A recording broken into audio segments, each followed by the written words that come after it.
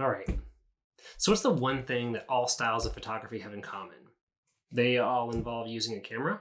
Yeah, no, technically that's accurate, but that's not actually what I was going for on this one. The one thing that has the biggest impact on photography, really regardless of style, is the use of light. Now that might seem like an obvious observation, but nonetheless, I think it's an element that's often overlooked, especially with new photographers and even experienced photographers. So how do we master the use of light? Well, thankfully there's this little tool called a histogram.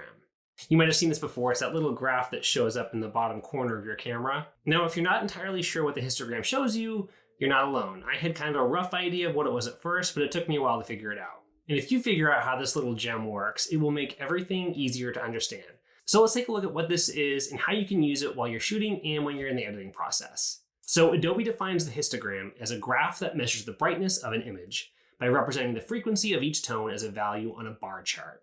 Now, if hearing about values and bar charts is starting to give you flashbacks to junior high math class when Mrs. Gender made you stand up in front of the class and you totally choked in front of the girl that you wanted to dance with to More Than Words by Extreme, and now that song makes you cringe every time it shows up in your Spotify playlist. Don't worry, you don't have to be a math whiz to understand this, trust me. Basically, a histogram shows you two things. First, what's the distribution of light and dark in your image? And second, what's the intensity of those light and dark tones? So let's take a look at some examples. First, let's look at the histogram on your camera. You can set up a balanced shot by doing a couple of things. First, make sure your histogram isn't squashed over too far to the left. This results in what's called clipping, meaning that you're losing information or details that can't be recovered in post-processing. When you clip your blacks, you end up with the darkest portions of the image being pure black with no detail. You can tell you're clipping when you have these high peaks on the far left. On the other hand, if your histogram has portions squished all the way over to the right, you're clipping your whites. Now this makes the brightest parts of the image pure white. This can happen when you're shooting the sun or another bright light source. So the way to avoid either of these situations is to tweak your shutter speed, aperture, and ISO. For example, if your shot's too dark, either slow down the shutter speed, widen your aperture, or increase the ISO to balance things out. Something to consider is that the shot you're seeing on the preview screen isn't necessarily what you'll see when you import the raw image. So make sure you keep an eye on the histogram to set yourself up for success in the editing room. Your future self will thank you. Thanks, past me. You're welcome, future me. I don't know how do you shake it? So speaking of the editing process, here's a few tips for how to use the histogram in post-processing. Let's jump on the computer and take a look. Okay, so when you pull up Lightroom, you're going to have your histogram in the top right corner. There's a couple of different things to keep in mind. It's going to show you the distribution of the light and the dark, like I said before. And if you hover over certain sections, below that it'll show you this is the blacks, this is the shadows, the general exposure, highlights, and the whites. And you'll also notice that down below, when I hover over the whites, for example, down here, this little box highlights as well. So you can always tell which part of the histogram associates with which slider in the editing tools. Now, looking at this particular photo, this is an image I took up in Maine. You can see that most of the information is pushed over to the left. So there's more information in the darker part of the image than there is in the light part of the image. And that's all these shadows and dark spots you see here that's where most of the information is. You also can see the distribution of colors. So you can see yellow, blue, green, and red, and then how those are distributed as far as are they in the highlights section, are they in the dark section. So you kind of have two different pieces of information that you see here. That's helpful to see just what you have for both color distribution and then also light distribution. Now, if you want to make adjustments using the histogram, there's a couple of things you can do. You can pop down to the sliders here and make those adjustments in this basic section. You can actually also make those adjustments by clicking and sliding in the actual histogram itself.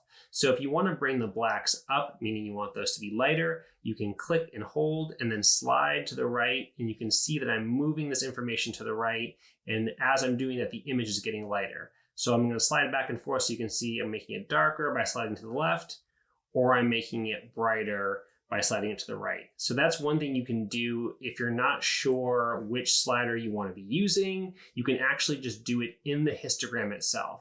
So if you've got stuff that's too bright and you want the highlights to come down, you can click and hold the highlights, slide to the left, and that starts to bring those highlights down if you feel like those need to be lower. Now you can see down here, as I adjusted the highlights up at the top, the highlights have come down as well.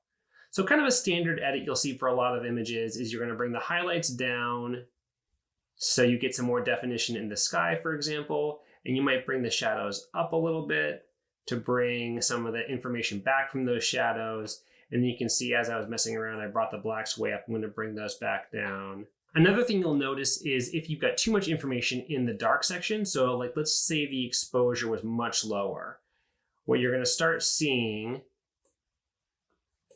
is some clipping. And over here you can see this will actually highlight itself, show shadow clipping. And then when you click it or hover over it, you'll see some sections will start to show as blue, right? So if I bring, let's say the blacks way down here, just for an example, and then I click here, you can see all this blue is now clipped. So all this information is just pure black. There's nothing in there except for the color black.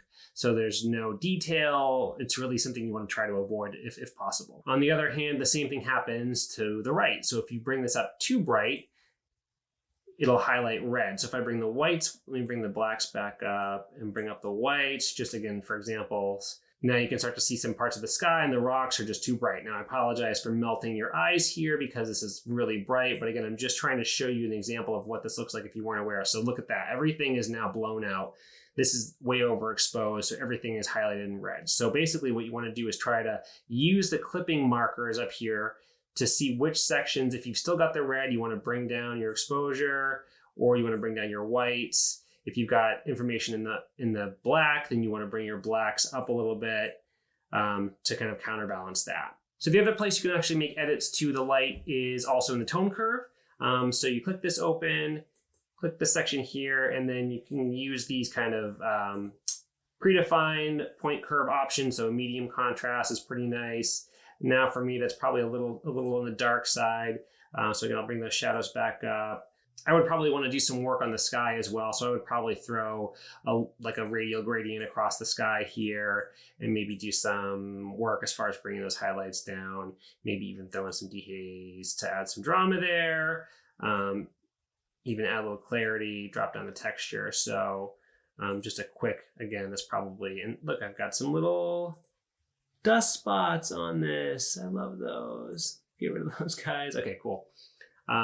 So anyway, just a real quick edit, just to make sure that you have a sense of how to use the actual histogram to make those changes from being too light or too dark, how you can make those adjustments in the actual histogram itself or by using those basic sliders. So now that you know more about the histogram, hopefully you're ready to run out and give that a shot and practice a bit. But if you're still hungry, you want a little snack, a little knowledge snack, then check out this video right here where I show you how to level up your edits with some essential tools in Lightroom. Meanwhile, I'm going to go fire up my 90s hairband playlist on Spotify and maybe sit in the corner and cry a little bit. Man, math class.